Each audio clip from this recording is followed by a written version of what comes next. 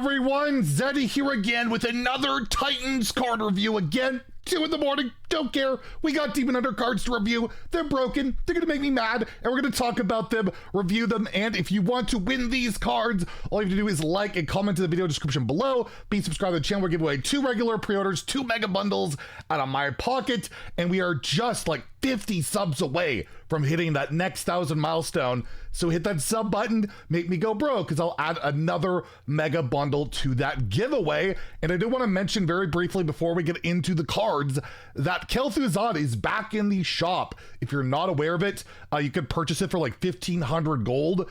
Comes with a card back. It's one of the more premium portraits out there. People really liked it. If you want to preview it, I put out a short to show off all its emotes, including it attacking with the weapon and Noggin Fogger making it say sorry. So check out that short if you haven't, in case you are interested in the portrait.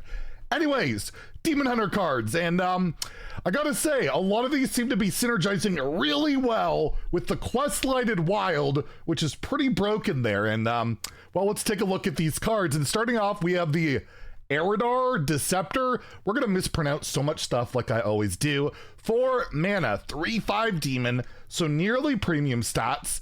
Whenever you draw a card, summon a 1/1 demon with rush. That's an ongoing effect as long as it's on the board. Like say you play it, it survives, you start your turn, you've drawn that 1 card, you get a 1/1 rush, and then you hit with your Glaive Tar and draw like 6 cards.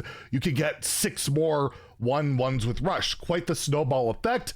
Lets you dictate the board, but overall, I don't think this is super powerful in Demon Hunter at the moment, as it costs relatively a lot of mana for Demon Hunter. 4 mana. You could cheat it out, you know, with the that Raging Fell Screamer, the 4/4 or whatever, that makes your next demon cost 2 less, but overall, I feel like the removal that Demon Hunter has at the moment makes it so you don't need to run it. You can just run Silver Moon Arcanist and Unleash Fel, clear the board, heal up a bunch, and until that is like not just the go-to get out of jail free card, I don't think you need to worry about, you know, working for Eredar, getting those 1/1s. So I'm gonna give it a 2 out of 5 in standard. Same in wild, even though Demon Hunter Quest is all about drawing cards, I just still don't think it works there. It's too expensive, and it messes with like philosophy, where you want to cheat or copy your demons, in particular your rushers and your brutes and all that, your taunts. I don't see the same play in wild either. I will give it a 2 out of 5 in wild and standard. Next, we have the Argunite Golem, another golem, but not of like the Jade or Earthen variety. A 3 mana 1/5 minion. So that's a lot of health for a 3-drop. We know how hard that is to remove. It has +1 attack for each card you've drawn this turn. So it's basically always a 3 mana 2/5 at the beginning of your turn, as long as, you know, you have cards left in your deck, right? You draw a card at the beginning of your turn, you play this, it's an active effect, it will count right away, and then you draw another card, it's a 3/5, 4/5, 5/5, you get the idea. Is that good? It's not bad if you're playing like a more aggro style, like flood the board, empty your hand, then play that 4 mana 5/4, refill your hand, you're drawing like 5 cards, this becomes a 6/5 or a 7/5, you know, because you've already drawn that first card that turn or whatever, or you play your 3 mana weapon that fills your hand up as well, or you're just playing a bunch of draw spells with a Glaive Tar and all of that. This has a shot, but again, I don't know what deck it really goes into. It doesn't feel like it fills the Outcast Demon Hunter strategy. Maybe it just goes into that full-on aggro, draw your like whole deck, and it might work out there. I think it's got a better shot than the other one because it's a 1/5 or it's a 5 health minion on turn 3 that could just push a bunch of damage if it's not removed.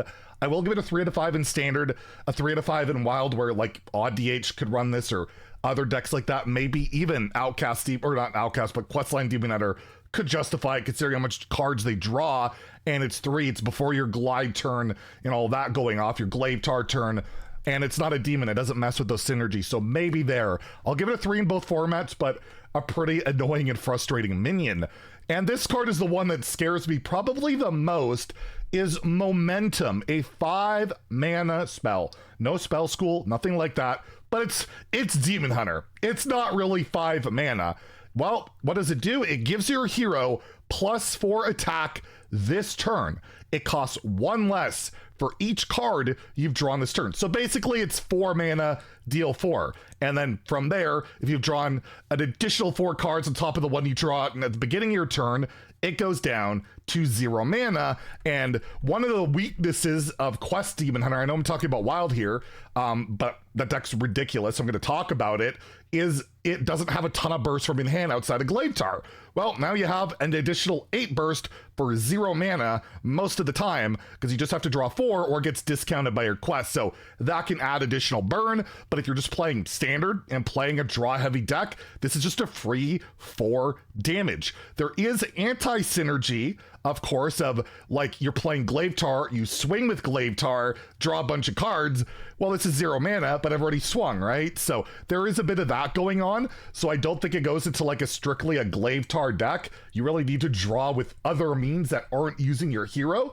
Otherwise, you know, it doesn't really work very well. So, any card that could be 0 mana, deal 4, I think automatic baseline, you gotta consider it a 3 out of 5 in both formats. And the fact that Demon Hunter draws cards so easily in so many different ways, whether it be Relic, Outcast, just a pure aggro, all the Demon Hunter archetypes just draw cards, that I'm gonna give it a 4 out of 5 in both formats. I'm not, just because of the Gladetar anti-synergy a little bit, and that card is just so unbelievably broken. Like it's just a broken card. Why does it have 4 attack, by the way?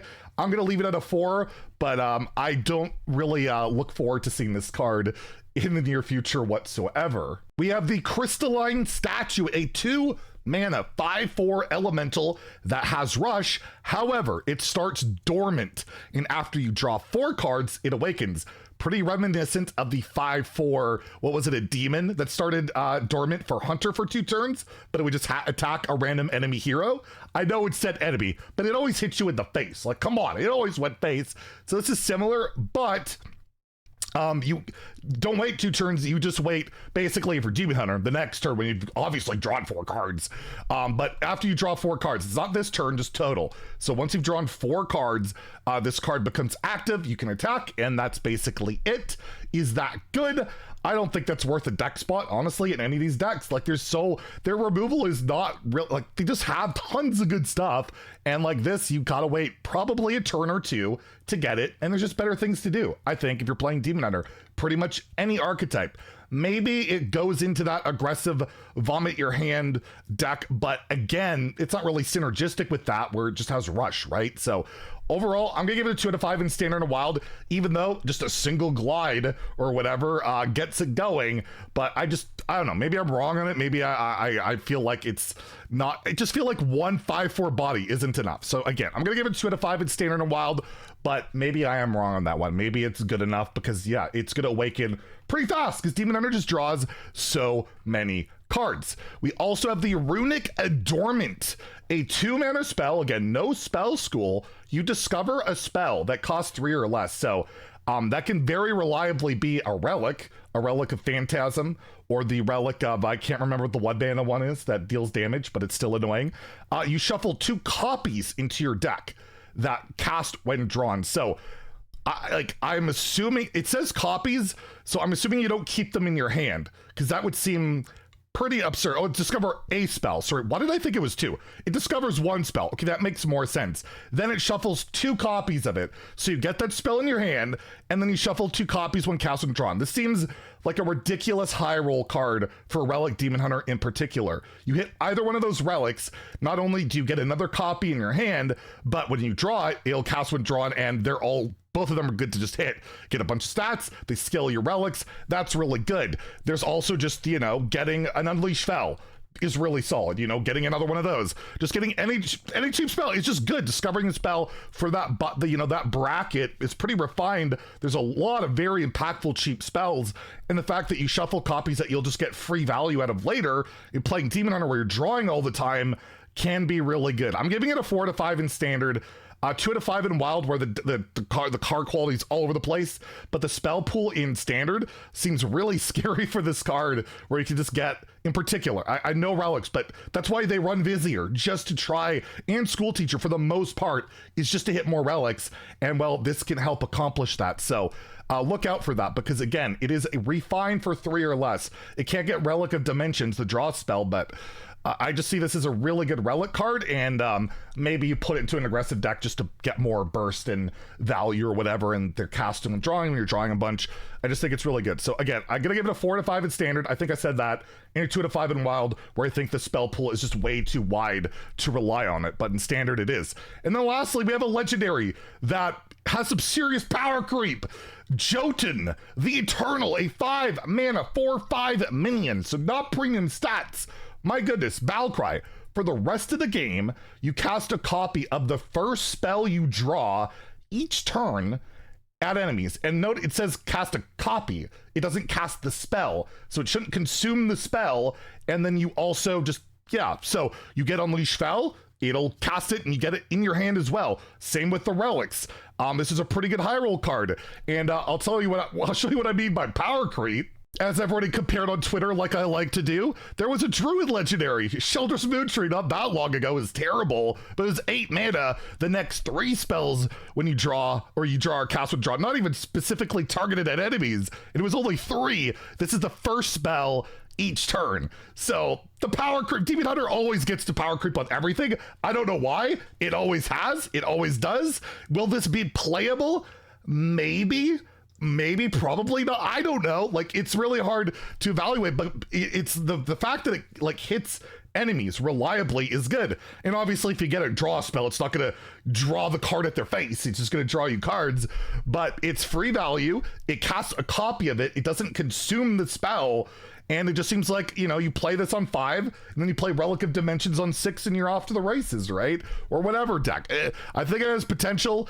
It's scary, and it's classic Demon Hunter design in that it just power creeps the living crap out of every other class. For some reason, Demon Hunter has just always had this, and it's kind of led to Demon Hunter either being utterly broken, constantly nerfed, or just okay. But yeah, we'll see how it plays out. I'm gonna give it a 4 out of 5 in standard. I just feel like for this cheap a cost, for this style of effect, the value you can get, the high rolls you can get, it's probably worth running. And in wild, it's too slow. It's just too slow. Every strategy in Demon Hunter is so aggressive, so like just trying to murder you, that playing this just, outside of memes, having fun, and who plays Hearthstone have fun? I mean, you know what I mean. The competitive level, I'm gonna give it a 2, but my God, Demon Hunter always power creeping. So that's the Demon Hunter card reveals for now. There's some in like 5 or so hours, so stay tuned for that. Maybe get some sleep, have some coffee, depending on your time zone. I don't know what I'm gonna do. I'll go say hi to Nova. Anyways, if you enjoyed the video, please like and subscribe. Have a great day, and stay salty, my friends.